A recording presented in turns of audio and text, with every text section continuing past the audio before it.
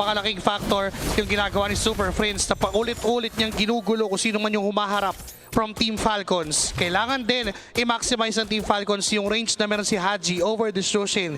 Kailangan perfect timed, perfectly positioned. Lahat ng mga binibitawan na skills, and Ogwen must not overcommit. Kapag wala siyang flicker, kapag wala siyang first skill, kasalanan para sa Team Falcons, para kay Ogwen rather, na lumaylay pa itong si Ogwen doon sa kampo ng Onyx Philippines. Because again, we're looking at Onyx with the Gatot Katsa and Destruction, napakataas ng punish potential. Oh yeah, and para naman sa ating mga Goldeners dito, Joshi, parang magkaiba na naman ang nagiging ruta nila dito in terms of their items. Golden Snap ang rekta dito para kay Super Marco. Meanwhile, para kay Savero, para bang pupunta muna siya sa kanyang corrosion.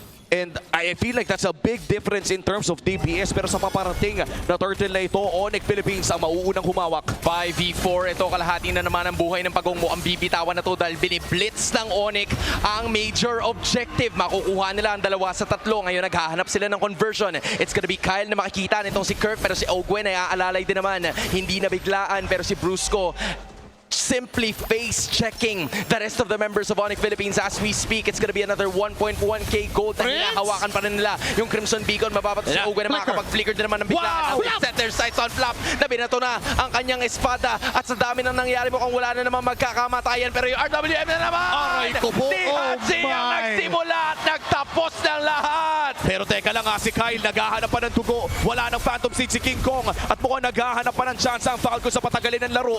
Pero mukhang hindi na nila itutuloy pa ang laban sa baba dahil nakakarami na rin si Super Marco sa taas. Team Falcons is just playing the Moscow game. Hanggat kayang patagalin nung 4, hanggat kayang pumalag, hanggat hindi sila namamatayan, hindi gagalaw si Super Marco kung nasan man yan, dahil ito yung laro ng Moscow.